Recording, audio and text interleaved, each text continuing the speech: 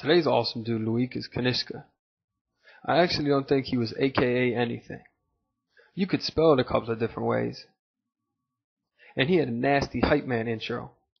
Ladies and gentlemen, King of Kings, Kanishka the Cushion! Last time we learned a little about South India. This dude here was from Northwest India.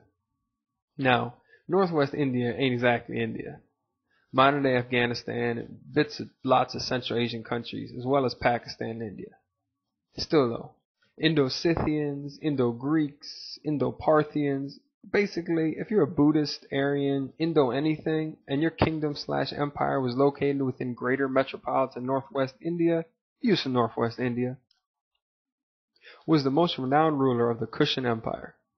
The Kushan were Yuezhi people, Indo-European folks from Central Asia who wound up in China, but then headed south. Dude had a big old empire that featured several of the major stops on the Silk Road. Of course, the expansion of the Kushan territories came at the expense of other kingdoms. When the Kushan conquered a people, they would be incorporated into the empire and used to further push the borders of expansion. This is perhaps the origin of the phrase, more Kushan for the pushin'.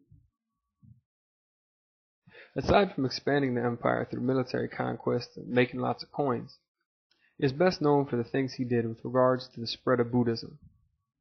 He called the Fourth Buddhist Council, where they translated everything into Sanskrit, which seemed like a much better idea than keeping things in Pali. He also introduced Buddhism to China. Now, Ashoka sent out missionaries to Sri Lanka and Southeast Asia and is the greatest person in the history of Buddhism and India and everything else, but we're not talking about him. We're talking about the man who introduced Buddhism to China. Hailing from a multicultural empire with diplomatic and commercial ties to Rome, Persia, and the Han Dynasty, the Kushan were a fusion of Greek and Indian and all sorts of stuff. As such, translating things and diffusion of ideas and culture was natural for him. There have been a couple of Buddhist monks in China, and some rumors, but everything started up with. Over the next decades and centuries, lots of Kushan and Yuezhi scholars and monks headed east, and plenty of Chinese came west to learn.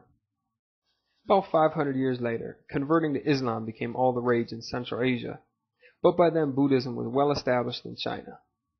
From there it spread to Korea, and from there on to Japan.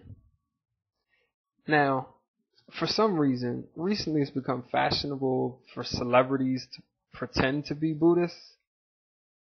But don't hold that against the man.